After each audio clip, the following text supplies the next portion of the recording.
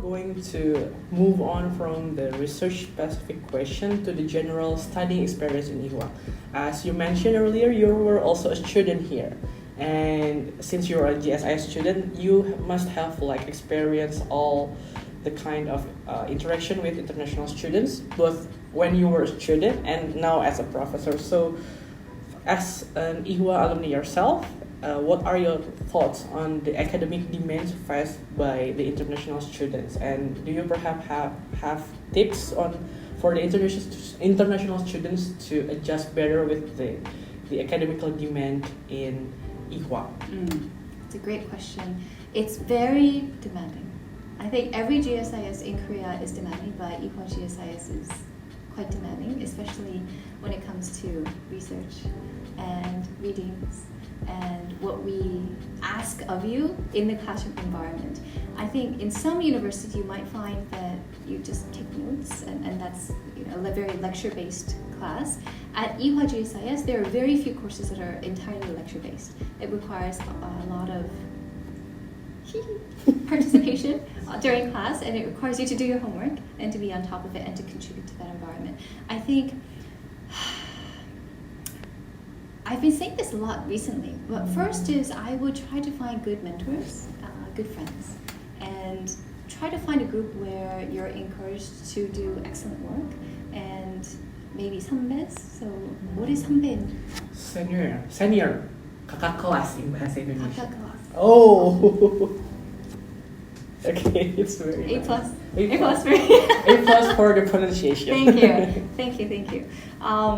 Because it's very hard to do things alone, and hopefully you'll have an academic advisor or some academic advisor or a thesis advisor who will be able to guide you in that. And oftentimes the advisees can become quite close with one another, and so I would try to find a nice community where you can encourage one another and also find a little bit of comfort. The second is, I think what also helps is having some Korean friends. And even though our program is entirely 100% in English, which can be a good draw, but it could also be a challenge, especially if you want to perhaps work in Korea after graduation or to give yourself a kind of extra credential as you're going into the job market. And so I think to get a fully immersive experience, having Korean friends, learning the language, and appreciating the culture, or at least the parts that you like about the culture, I think would also help you to have a life also outside of academics. And I think last but not least, meet me and I will buy you very tasty food. Oh. Food is so important. Okay. It's very important. Indeed. This is another lecture topic. It's more than just eating and eating to live, but you get to understand more about the place that you're at. But also there's a different level of camaraderie when you eat, and so hopefully you'll be able to do so when you get here.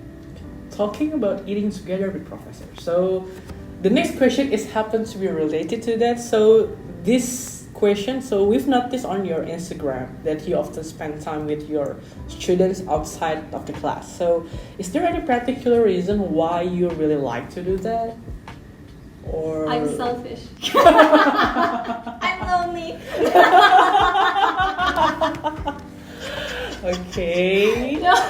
So I always say, so even at a research-based university like Ewha, the primary metric by which your faculty are evaluated is actually research. And so when I was earlier in my career, not at Ewha but at another university, I had a 선배 professor who actually kind of scolded me and said, why are you spending so much time with students? You should be focusing on your research because that's how you're going to survive. And I think doing research is very important, and that's kind of the basis of the lectures that I do provide, and also being able to have that base is also helpful for my students. But I think that if you really just want to focus on research as a faculty member, you should go to a research institute rather than a university, because I think one of the most important functions of a university is having a lot of kind of hands-on experience with the students. And the graduate school is even better because the classes are smaller, and you really do want to see students thrive in that environment and also to see them do well after graduation. And there are also so many tasty places to eat on campus, off campus. True. And in Korea we say 한국인은 밥심이다. And so it's, Okay. and we need to see you fed, well fed. And yes, there's a lot of philosophy behind that. I think also lastly, my husband is also very supportive of me when it comes to meeting my students. I'm naturally like that, but my husband has been very encouraging. And part of it was he used to do a foreign exchange abroad. He did a foreign exchange abroad for 1 year in Canada. And he remembers as an undergraduate student from Korea that it was very hard even for him to adjust to the surrounding environment, and it was just for a year. And he sees young women coming to Korea, leaving their families and their friends behind, and he thinks that's so brave and courageous, and he loves it when I'm able to provide for them in a way that maybe they might not have the finances to do themselves. It's expensive. It's expensive, and sharing is caring. Okay. So thank you for the encouragement, Mr. Professor Jun's husband. My husband. We've been getting so much good things from Professor. Okay. Thank you. Okay. Okay, now on to the last question from the Q&A. Because we are essentially the Indonesian student community in Ewha, so this question is also can't be missed. Do you have any plans to visit Indonesia, perhaps? I would love to. Would anyone in Indonesia like to see me? That's a question. I've been invited a couple of times, but it's never matched my schedule because oftentimes a lot of the events happen during the semester. And so if it overlaps with my course responsibilities or other administrative things, I just can't go. I should have, if everything went according to schedule, I would have already been to Jakarta like 3 times. Oh. No. If anyone wants me, Okay, I'll put this into separate highlight. Okay. thank you. Okay, so please invite Professor Jun to Indonesia. Anyone? And please make sure that it's not clash with her teaching responsibility schedule. 감사합니다. If I go to Indonesia, what is the top food recommendation that you have? Okay, what are the top food recommendations? I was gonna say top 3, but maybe we could do 1, 2, 3. Okay, so there are the other crew behind the camera, also from Ewhain Indonesia. So can everyone please recommend one food for Professor Jun if she ever visit Indonesia? I have no allergies, no dietary restrictions, and my capacity is quite substantial. Okay, so for me it's more of a category of food. So nasi padang, I think. Oh, okay. It's like nasi padang is like a dish, a restaurant. You can pick a lot of menus there, and I think it's just unique because of the way the waiter brings the food and also how the food is displayed. So I think it would be fun for Wait, the way they bring the food, is it like a salon? Or? It's they have a lot of plates in their hands and also. Yeah, So it's like a mini buffet.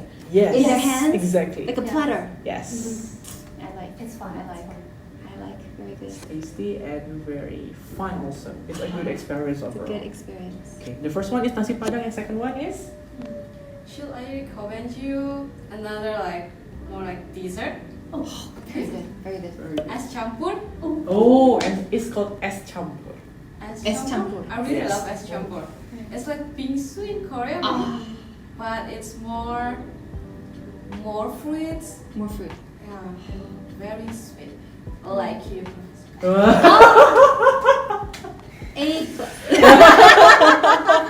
Okay. I should take your class. Okay, so es campur is more like bingsu but with more variant of fruits. So if in Korea, most bingsus are very specific. For example, when it's pak bingsu, it only contains mostly pak Right. or red beans, Right. and for mango bingsu, for Right. example, it only contains mango. But es campur, it essentially means es is like ice, campur is like mix or bibim. So it's like the bibim iced. Bibim ice. So Bibim it, ice. just Very like good. bibimbap, we put a lot of ingredients over there and makes it into one very nice dessert. Do you kind of eat separately, or do you mix it together and then? It's also Depends on your style. Mix Do you mix Yes. it? Oh yeah. yes, it's also a different style because some people really just love to eat the broth first, like the sweet water first, okay. and like ended up eating all the condiments. And some people are just like love to scoop everything Everything together. together. Okay. Very good. Okay, and my personal recommendation would be bakso. So it's Bakso?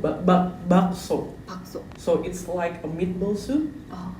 So it's not like heavy like the Europe type of meatball. It's actually like being mixed with flour and like the other ingredients. It can also have a fillings like quail eggs or like a diced meat and all the other. You can even have like the spicy version.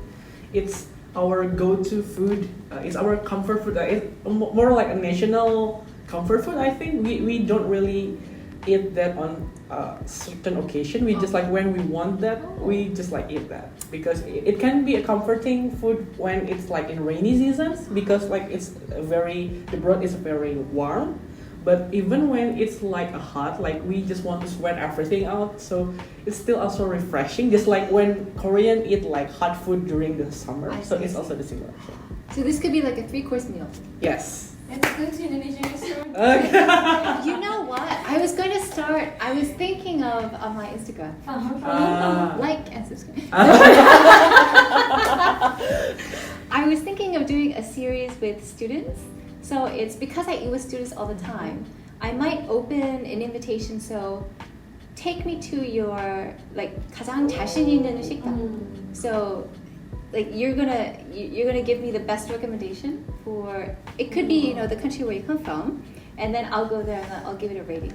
Okay. Oh, that's Shall Please. I try this? Yes, I should try this. Please stay tuned Stay tuned. on Professor Jun's channel. 구독, 좋아요. Wait, that's YouTube. Sorry. Okay. Oh, YouTube? Yeah, we'll share it both in YouTube and Instagram. 알겠습니다. Okay. Thank you. Okay, so to wrap up the first serious corner, I'd like to hear like the 3 key pieces of advice you'd like to give for Ewha prospective students, especially from Indonesia, because the main audience of this channel is like the prospective student from Indonesia. So do you perhaps have like just 3 key pieces of advice you would give to them? So is this for students who have already come to Korea, or are they applying? They are going to apply. They're going to apply. Okay. It might overlap with some of the other things that I've said. The first one is, again, be specific. We want to really know who you are, and we don't want to look at kind of a generic application. Who are you? What makes you special? And how can you put that on paper so that we see you through that in the application process? And especially being from overseas, or specifically being from Indonesia, I think there's a lot that you could draw on to do that. A second is also do your homework when it comes to specific programs, GSIS, and specific specific majors, maybe even faculty that you want to work with, and specific curricula. And so I think even though you haven't received the admissions yet, try to be strategic in terms of planning and what you want to do with the time that you have. Because even if a master's program is 2 years, and 2 years is a big time commitment, once you're here, I think your sunbiz can tell you, it just goes by so quickly. And so how we can be strategic and intentional about the time that you have here. And the third thing I would say is also to reach out. And that can be your academic advisor, it can be your thesis advisor, it can be to other professors, it can be to sunbiz, it can be to other Korean friends, or maybe strangers, but be safe. But reach out, take the initiative, because you'll often find that because everyone's just so busy with their own day-to-day routines, that they might not be the ones to first give you a helping hand. But you'll find that if you reach out and you have a genuine connection, you'll find, especially in Korea, that they're very happy. They're very happy to reach out in return, and also make sure that you have a great time while you're here. Okay, so thank you so much, Professor, for today, for the formal Q&A session. It's been we've been having a great time, and we'd like to thank you so much for agreeing to do this and for providing all the essential information for our audiences from Indonesia. Okay, we're going to wrap this with like Indonesian greetings. It's called like sampai jumpa. It's like Sampai jumpa. Your pronunciation is actually very good. 감사합니다. I'm Okay. a natural. Okay. Bring me to Jakarta. Okay. Bring to Indonesia, not just Hashtag. Jakarta. sampai jumpa. Yeah, okay. Sampai jumpa. Okay, we'd like to just like wave our hands and like sampai jumpa. Okay. Okay. 1, 2, 3. Sampai Sampai jumpa. jumpa.